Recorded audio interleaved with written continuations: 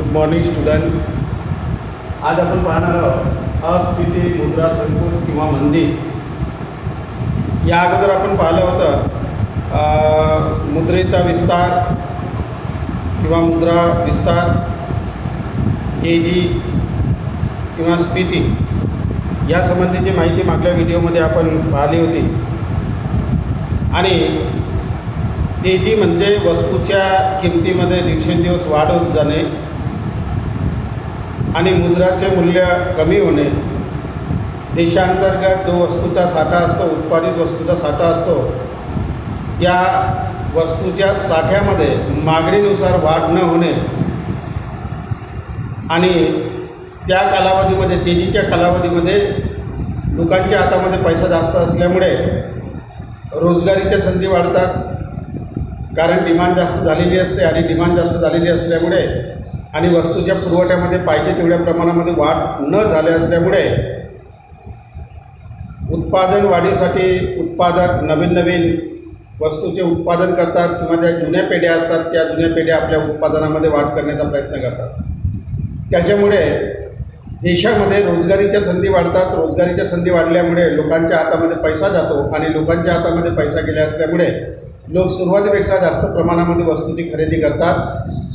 परंतु त्या खरेदीच्या मानाने उत्पादनामध्ये ताबडतोब वाढ नाही होत आणि त्याच्यामुळे मागणी जास्त आणि वस्तूचा पुरवठा कमी या ज्या वस्तूच्या संदर्भामध्ये घडत असते त्या वस्तूच्या किमती ह्या दिवसेंदिवस वाढत असतात आणि त्याचा परिणाम मार्केटमध्ये तेजीची परिस्थिती निर्माण होत असते. म्हणजे तेजीमध्ये वस्तूच्या किमतीमध्ये वाढ होते, वस्तूच्या पुरवठ्यामध्ये वाढ मागणीनुसार केली जात नाही किंवा मुद्रेचा विस्तार मार्केटमध्ये केला जात असतो. त्याच्यामुळे मुद्रेचे मूल्य हे कमी कमी होत जाते. या सर्व कारणाचा परिणाम त्या वस्तूच्या किमतीमध्ये वाढ होऊन मुद्रा विस्तार किंवा तेजी ही परिस्थिती आपल्याला किंवा स्फीती ही परिस्थिती आपल्याला मुद्रास्फीतीच्या अवस्थेमध्ये पाहावयास मिळते. आता आज आपण पाहणार आहोत मुद्रा अस्फीती किंवा अस्फीती किंवा मुद्रेचा संकोच किंवा मंदी ज्याला आपण म्हणतो. तेजीचे अगदी अपोजिट हे मुद्रा संकोच आहे. तेजीमध्ये वस्तूच्या किमतीमध्ये वाढ होते तर मंदीमध्ये वस्तूच्या किमतीमध्ये घट होते. तेजीमध्ये मुद्रेच्या साठ्यामध्ये वाढ केली जात असते तर मंदीच्या कालावधीमध्ये मुद्रेच्या साठ्यामध्ये घट केली जात असते. घट म्हणजे विविध मार्गाने जेव्हा तेजीवरती नियंत्रण घालण्याचा प्रयत्न सरकार करते तेव्हा सरकार काय करते की लोकांच्या हातातून पैसा कमी करण्याचा प्रयत्न करते. सार्वजनिक कर्ज घेऊन लोकांच्या हातातून पैसा कमी केला जात असतो. प्रत्यय धोरणाचा अवलंब करून लोकांच्या हातातून पैसा कमी केला जात असतो. किंवा चलनामध्ये असणाऱ्या ज्या काही जुन्या नोटा असतात त्यांना रद्द करून नवीन नोटांचं निर्गमन केलं जात असतं. त्याच्यामुळे जुन्या जेवढे काही मुद्रा मार्केटमध्ये अस्तित्वात असते ती कमी होऊन जाते. त्याच्यामुळे लोकांच्या हातामध्ये पैसा कमी होतो. अशा प्रकारच्या परिस्थितीवर म्हणजे तेजीवर नियंत्रण घालण्यासाठी जे काही आपण उपाय योजतो त्याच्यामुळे हळूहळू तेजीची परिस्थिती कमी कमी होत जाते आणि त्याचे परिवर्तन मंदीमध्ये व्हायला लागते. तर हे एक प्रकारचे चक्र आहे, याला ट्रेड सायकल असे म्हणतात. मार्केटमध्ये कधी तेजी असते तर कधी मंदी असते. तेजीवर गव्हर्नमेंट काय करतो की राजकोषीय धोरणाचा आणि मौद्रिक धोरणाचा अवलंब करून तेजीवर नियंत्रण घालण्याचा प्रयत्न करतो. दिवसेंदिवस वस्तूच्या किमतीमध्ये वाढ होत गेली असल्यामुळे आणि त्याच्यामुळे ह्या ज्या उपायाचा दीर्घकाळपर्यंत आपण जर अवलंब केला राजकोषीय धोरणाचा आणि आर्थिक धोरणाचा किंवा मौद्रिक धोरणाचा तर त्याचा परिणाम असा होतो की हळूहळू तेजीवर तर नियंत्रण आपल्याला ठेवता येतो, पण तेजीवर नियंत्रण ह्या उपायांचा असा दिवसेंदिवस आपण जर उपयोग करत गेलं तर त्याचा परिणाम वस्तूच्या किमती ह्या कमी कमी होत जातात. लोकांच्या हातामध्ये पैसा कमी असतो. त्याच्यामुळे लोक जास्त प्रमाणामध्ये वस्तूची खरेदी करू नाही शकत आणि त्याचा परिणाम मार्केटमध्ये त्या वस्तूची डिमांड ही कमी झालेली असते ज्या वस्तूच्या संदर्भामध्ये या उपायांचा अवलंब केला जात असतो.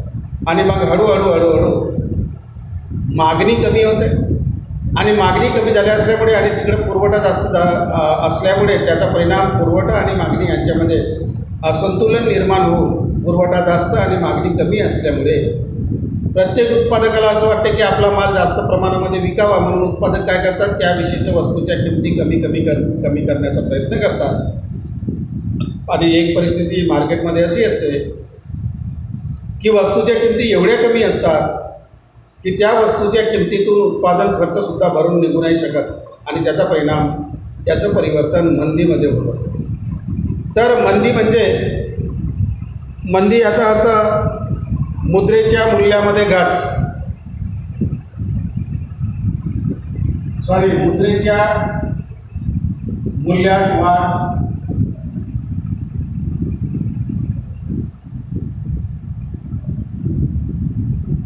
तेजीमध्ये मुद्रेच्या मूल्यामध्ये घट होते, म्हणून तेजीच्या परिस्थितीमध्ये आपल्याला अतिरिक्त एखादी वस्तू खरेदी करण्यासाठी आपल्याला अतिरिक्त मुद्रा मोजावी लागत असते। पण मंदीच्या कालावधीमध्ये मुद्रेच्या मूल्यामध्ये काय होतं, वाढ होते, म्हणजे तीच वस्तू खरेदी करण्यासाठी आपल्याला आता कमी पैसे द्यावे लागतात, कारण मुद्रेच्या मूल्यामध्ये वाढ झाली। आणि मुद्रेच्या मूल्यामध्ये वाढ झाली असल्यामुळे त्याचा परिणाम वस्तूच्या किमती ह्या कमी होत जातात। दुसरं, याच्यामध्ये आपल्याला याची विशेषता पाहावयास मिळते, मुद्रेच्या साठ्यात घट,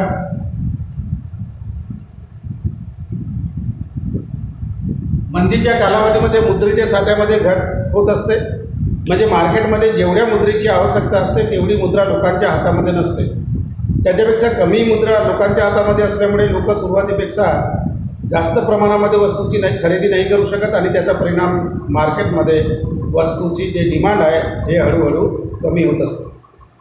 तसे वस्तूच्या किमतीत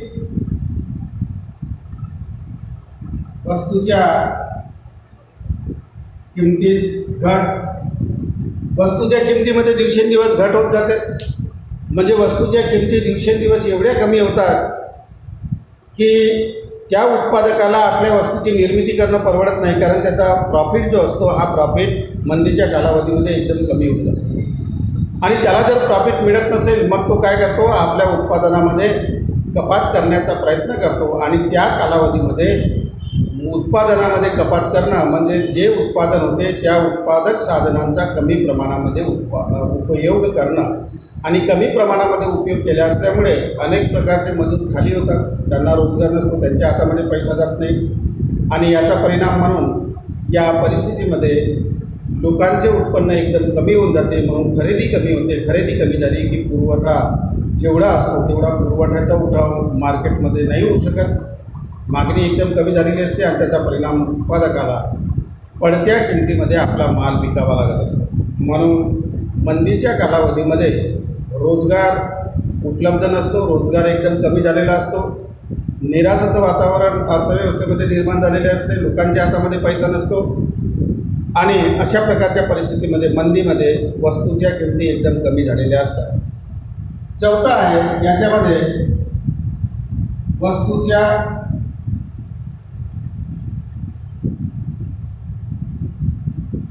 पुरवठ्यापेक्षा मागणीत घट, म्हणजे वस्तूचा पुरवठा मार्केटमध्ये जेवढा अगोदर होता तेवढाच आहे, परंतु काही कारणास्तव मागणीमध्ये त्या विशिष्ट वस्तूच्या मागणीमध्ये घट होते आणि ही घट झाली की मार्केटमध्ये जेवढा पुरवठा आहे तो वस्तूचा जेवढा साठा असतो तो त्याचा उठाव ताबडतोब नाही होत आणि ताबडतोब त्याचा उठाव होत न गेल्यामुळे त्याचा परिणाम वस्तूच्या किमती हळूहळू कमी होत जातात। आणि एक परिस्थिती अशी असते की त्या विशिष्ट वस्तूच्या किमती एवढ्या कमी होतात की त्या उत्पादकाला उत्पादन करणं परवडत नाही आणि त्याचा परिणाम तो काय करतो की उत्पादन आपले कमी करतो, अनेक लोकांना कामावरून काढतो उत्पादन कमी झाले असल्यामुळे, आणि उत्पादक जे काही साधने आहेत त्याचा कमीत कमी उपयोग करतो। त्याच्यामुळे ज्या वस्तूचे उत्पादन करण्यासाठी आपण दुसऱ्या केंद्रातून किंवा दुसऱ्या उत्पादकातून जो काही कच्चा माल आणतो त्याचाही उठाव होत नाही आणि त्याचा परिणाम एका उद्योगावर मंदीचं सावट आलं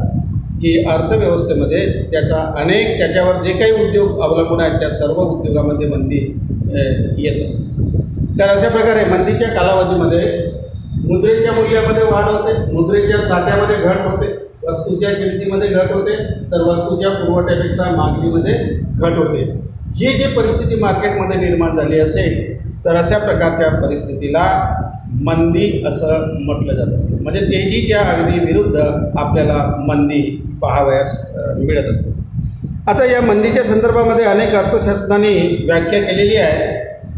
त्या व्याख्येचा आपण अभ्यास करूया. तर पहिली व्याख्या आहे क्राउथरनी केलेली आहे. व्याख्या मंदीच्या संदर्भात व्याख्या क्राउथर यांच्या मतानुसार पहिली व्याख्या त्यांनी असं म्हटलेलं आहे क्राउथरनी की मुद्रेच्या मूल्यात वाढ आणि किमतीत घट होणाऱ्या स्थितीला मुद्रेच्या मूल्यात वाढ आणि किमतीत घट होणाऱ्या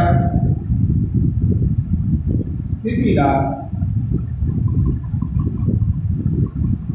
मुद्रेचा संकोच किंवा अस्थिती किंवा मंदी असे म्हणतात. आता क्राउथरनी एक व्याख्या केलेली आहे. त्या क्राउथरनी काय म्हटलेलं आहे? मुद्रेच्या मूल्यात वाढ आणि किमतीत घट होणाऱ्या स्थितीला मुद्रेचा संकोच किंवा अस्मिते किंवा मंदी असं म्हटलं जात असते. म्हणजे जेव्हा जेव्हा मुद्रेच्या मूल्यामध्ये वाढ होते, म्हणजे याचाच अर्थ असा की सुरुवातीला आपल्याला तेजीच्या कालावधीमध्ये अतिरिक्त मुद्रा मोजावी लागत असते, परंतु मंदीच्या कालामध्ये आपल्याला कमी मुद्रा मोजावी लागत असते एखादी वस्तू खरेदी करण्यासाठी. याचा अर्थ असा होतो की मुद्रेच्या मूल्यामध्ये काय होतं? वाढ झालेली असते. म्हणून आपण सुरुवातीला कमी प्रमाणामध्ये एखादी वस्तू खरेदी करण्यासाठी मुद्रा मोजत असतो किंवा देत असतो. आणि किमतीत घट होणाऱ्या स्थितीला जेव्हा जेव्हा मुद्रेच्या मूल्यामध्ये वाढ होते आणि वस्तूच्या किमतीमध्ये घट झालेली असते तेव्हा अशा प्रकारच्या परिस्थितीला मंदी किंवा अस्फीती किंवा मुद्रेचा संकोच असे म्हणतात. अशा प्रकारची व्याख्या क्राउथर यांनी आपल्या या मंदीच्या संदर्भामध्ये स्पष्ट केलेली आहे. दुसरी कोलबर्न यांनी एक व्याख्या केलेली आहे. कोलबर्न आणि यांनी व्याख्या करताना असं म्हटलेलं आहे की अनैच्छिक बेरोजगार हे अस्फीतीचे लक्षण होय. अनैच्छिक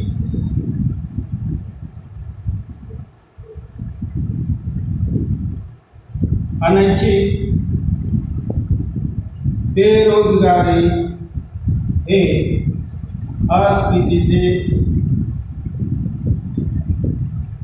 लक्षण होय.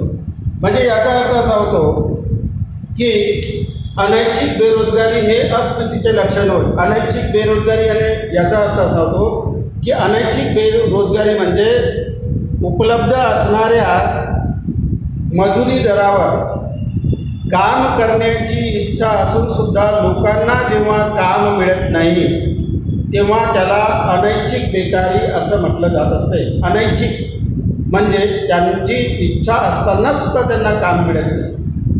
आणि अशा प्रकारची जी बेकारी मार्केटमध्ये निर्माण झाली असते, अर्थव्यवस्थेमध्ये निर्माण झाली असते, तेव्हा त्याला अनैच्छिक बेकारी असे म्हटलं जात असते.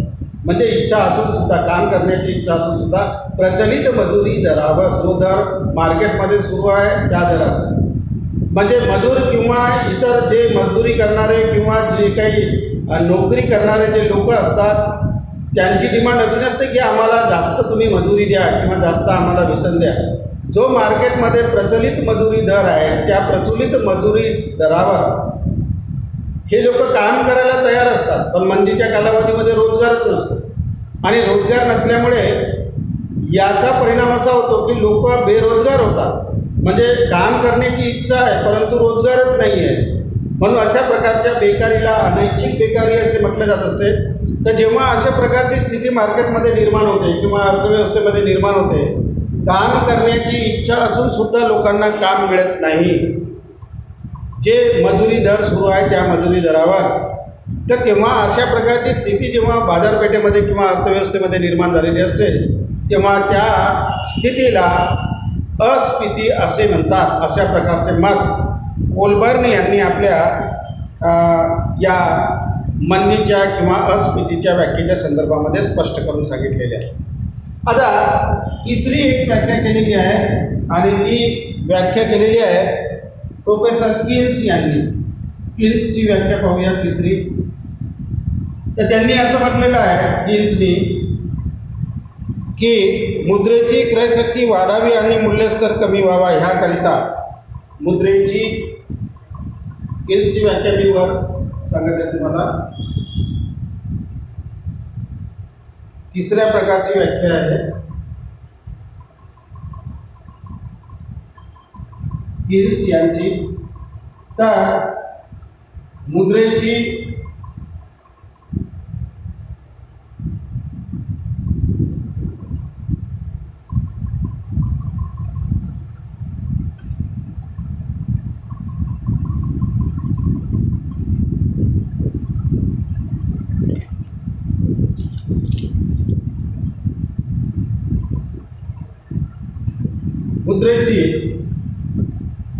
क्रयशक्ती वाढावी, मुद्रेची क्रयशक्ती वाढावी आणि मूल्यस्तर कमी व्हावा आणि मूल्यस्तर कमी व्हावा याकरिता मुद्राविषयक गरजेपेक्षा याकरिता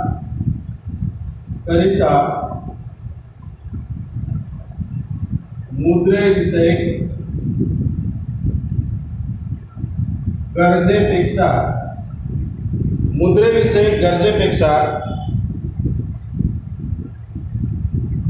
मुद्रेचे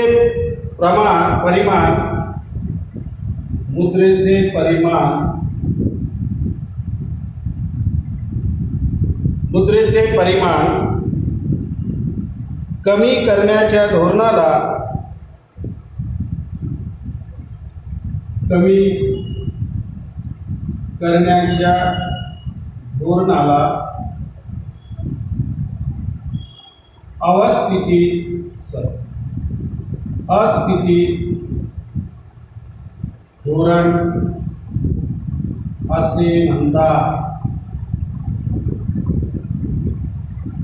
अस्फीती धोरण असे म्हणतात. तर किन्स यांनी ही परिभाषा केलेली आहे आणि किन्स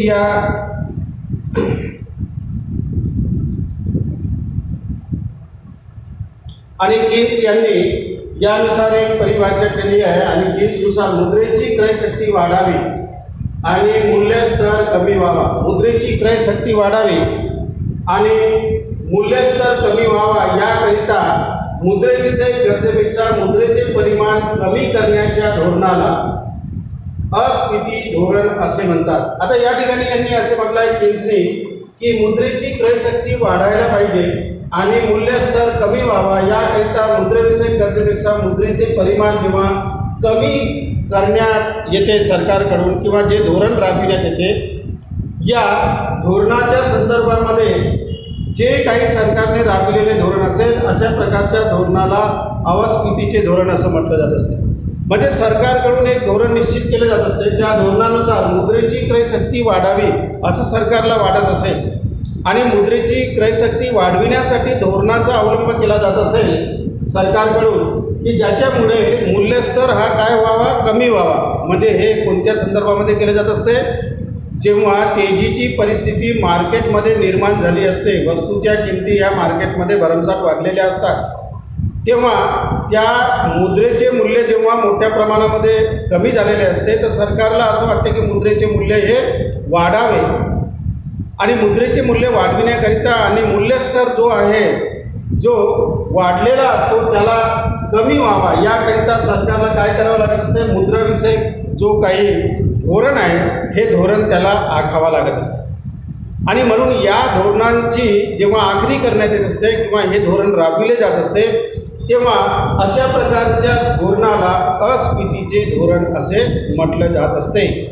म्हणजे तेजीवर नियंत्रण ठेवण्यासाठी सरकार जेव्हा अशा प्रकारच्या धोरणाचा अवलंब करते तेव्हा अशा प्रकारच्या धोरणाला अस्फीतीचे धोरण असे म्हणतात. अशा प्रकारची परिभाषा किंवा व्याख्या किन्स यांनी आपल्या या व्याख्येच्या संदर्भामध्ये स्पष्ट करून सांगितलेले आहे. तर या सर्व बाबीवरून आपल्याला असं लक्षात येते की स्फीती म्हणजे काय, कोणत्या गोष्टी अंतर्भूत असल्या म्हणजे त्याला अस्फीती म्हणजे काय, कोणत्या बाबीचा समावेश त्याच्यामध्ये असला म्हणजे त्याला अस्फीती म्हणता येईल, किंवा अस्फीतीचे लक्षणं काय आहे, कोणत्या परिस्थिती मार्केटमध्ये उद्भवल्या किंवा बाजारपेठेमध्ये उद्भवल्या म्हणजे त्याला अस्फीती म्हणता येईल. तर या लक्षणांचा आपण अभ्यास करणार आहोत की कोणते लक्षणं मार्केटमध्ये दिसली म्हणजे तिला अस्फीती आपल्याला म्हणता येईल.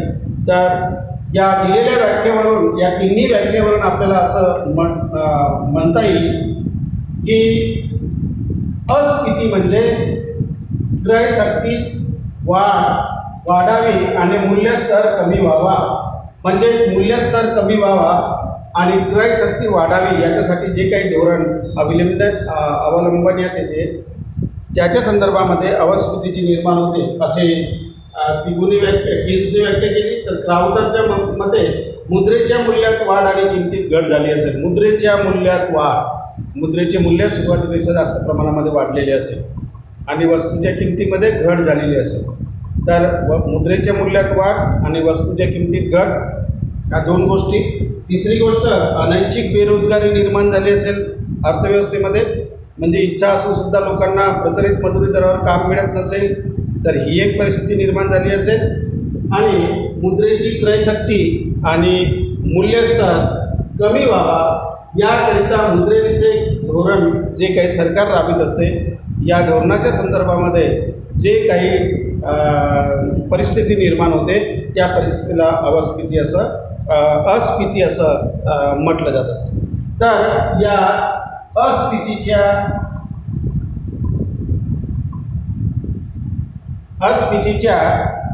लक्षणाबद्दल आता चर्चा करूया की अस्फीतीचे लक्षणं मार्केटमध्ये कोणत्या प्रमाणामध्ये निर्माण होत असते. तर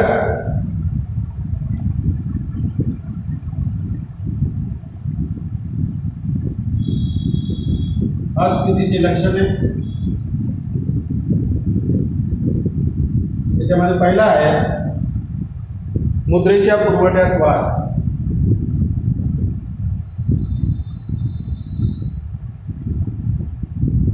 मुद्रेच्या पुरवठ्यात वाढ मार्केटमध्ये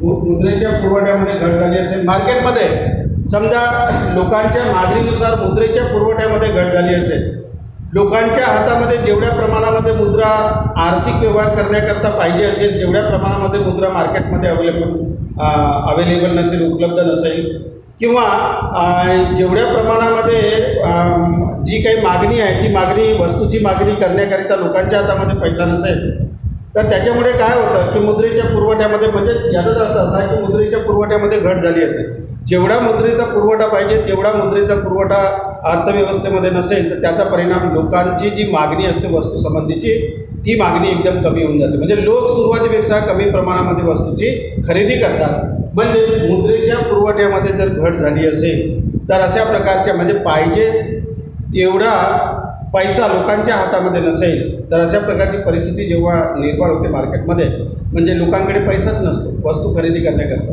लोकांची ओरड असते. आपण आता पाहिलं कोविड-19मध्ये लोकांच्या हातामध्ये पैसाच नाही आहे आणि लोकांच्या हातामध्ये पैसा नसल्यामुळे त्याचा परिणाम लोक जास्त प्रमाणामध्ये खरेदी नाही करू शकत. खरेदी शक्ती एकदम लोकांची कमी झालेली आहे. तर अशा प्रकारच्या परिस्थितीमध्ये जी परिस्थिती मार्केटमध्ये निर्माण झालेली असते त्याला मुद्रेचा संकोच किंवा त्यालाच मंदी किंवा त्यालाच अस्फीती असे म्हटलं जात असते. नेक्स्ट आहे लक्षणे मुद्रेच्या मूल्यात वाढ. मुद्रेच्या मूल्यात वाढ अर्थव्यवस्थेमध्ये किंवा बाजारपेठेमध्ये आपण जर पाहिलं मुद्रेच्या मूल्यामध्ये वाढ झाली असेल, म्हणजे सुरुवातीपेक्षा कमी प्रमाणामध्ये आपल्याला वस्तू खरेदी करण्यासाठी मुद्रा मोजावी लागत असेल तर अशा प्रकारची परिस्थिती ज्या ठिकाणी निर्माण होते, मार्केटमध्ये निर्माण होते, तर त्याला अस्फीती असं म्हटलं जात असतं. आणि या अस्फीतीच्या माध्यमातून एकूण जे काही असते यामध्ये मुद्रेच्या मूल्यामध्ये वाढ झालेली असते. म्हणजे सुरुवातीपेक्षा कमी प्रमाणामध्ये लोकांना ती वस्तू खरेदी करण्यासाठी मुद्रा मोजावी लागते, कारण मुद्रेच्या मूल्यामध्ये वाढ झालेली असते. म्हणजे जी वस्तू सुरुवातीला 1 रुपयाला मिळायची ती आता आपल्याला 50 पैसे देऊन सुद्धा मिळू शकते. एवढ्या प्रमाणामध्ये मुद्रेच्या मूल्यामध्ये वाढ झालेली असते. मुद्रेचे मूल्य वाढले असल्यामुळे कमी प्रमाणामध्ये मुद्रा आपल्याला मोजावी लागत असते. आणि ही परिस्थिती जेव्हा मार्केटमध्ये निर्माण झालेली असते तेव्हा अशा प्रकारच्या परिस्थितीला अस्फीती असं म्हटलं जात असते. नेक्स्ट आहे वस्तू व सेवांच्या किमतीमध्ये घट. वस्तू व सेवांच्या किमतीत घट. वस्तू व सेवांच्या किमतीमध्ये घट झालेली असेल म्हणजे दिवसेंदिवस वस्तूच्या किमती ह्या कमी होत जात असतील. ज्या काही वस्तू मार्केटमध्ये विकतात सुरुवातीला जास्त किमतीला विकल्या जायच्या, त्याच्यामुळे उत्पादकांना मोठ्या प्रमाणामध्ये नफा व्हायचा तेजीच्या कालावधीमध्ये. पण मंदीच्या कालावधीमध्ये अशा प्रकारची परिस्थिती निर्माण होते मार्केटमध्ये की वस्तूच्या किमतीमध्ये काय झालेली असते, घट झालेली असते. म्हणजे तीच वस्तू खरेदी करण्यासाठी आपल्याला कमी प्रमाणामध्ये पैसा मोजावा लागत असतो. तर वस्तूच्या किमतीमध्ये दिवसेंदिवस घट होत असेल तर अशा प्रकारची परिस्थिती जेव्हा बाजारपेठेमध्ये निर्माण झालेली असते त्याला मंदी असं म्हटलं जात असते. हे एक लक्षण आपल्याला पाहावयास मिळते. नफ्याच्या व व्याजाच्या दरामध्ये घट. नफ्याच्या व व्याजाच्या दरात घट. आता नफ्याच्या दरामध्ये घट झालेली असेल म्हणजे सुरुवातीपेक्षा कमी प्रमाणामध्ये उत्पादकांना नफा होत असेल आणि या परिस्थितीचा आपण पाहिलं, ही परिस्थिती मार्केटमध्ये निर्माण झाली तर आपण पाहिलं नफ्यामध्ये घट झाली की उत्पादक काय करतात, उत्पादकामध्ये निराशेचे वातावरण निर्माण झालेले असते. उत्पादकांना नफा कमी झाला की पाहिजे तेवढ्या प्रमाणामध्ये ते उत्पादन केलं जात नाही आणि त्याचा परिणाम असा होतो की मार्केटमध्ये बेरोजगारी निर्माण झालेली असते.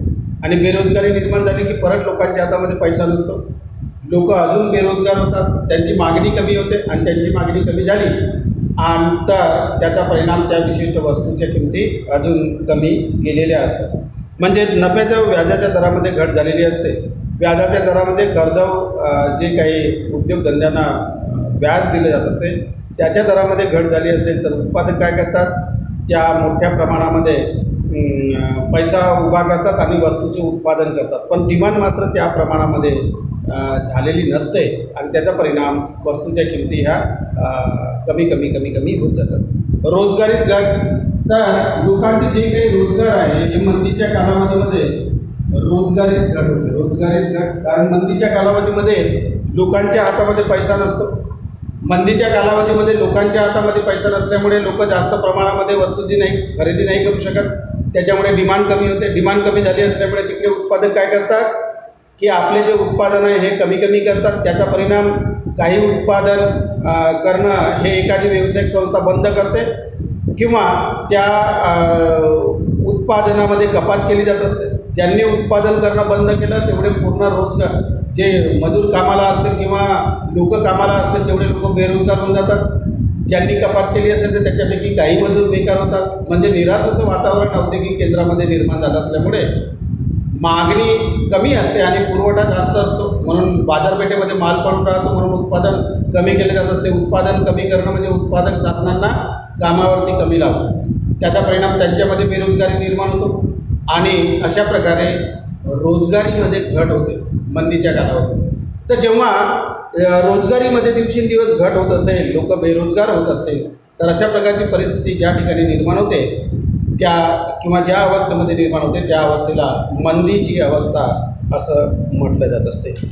आता हे झालं मंदी आणि त्या मंदीची लक्षणं की ज्याच्यामुळे मार्केटमध्ये आपण या विशिष्ट परिस्थितीला मंदी असे म्हणू शकतो. मंदीच्या कालावधीमध्ये अनेक प्रकारचे लोकांचा रोजगार जात असतो, लोकांना रोजगार मिळत नाही आणि लोकांना रोजगार मिळत नसल्यामुळे लोक बेरोजगार होतात, म्हणून बेरोजगारीमध्ये मोठ्या प्रमाणामध्ये वाढ झालेली आपल्याला पाहावयास मिळते. तर या ठिकाणी हा मंदी आणि मंदीचे लक्षणं आपण या व्हिडिओच्या माध्यमातून पाहाल. पुढचा भाग नेक्स्ट व्हिडिओच्या माध्यमातून आपण पाहू. थँक्यू.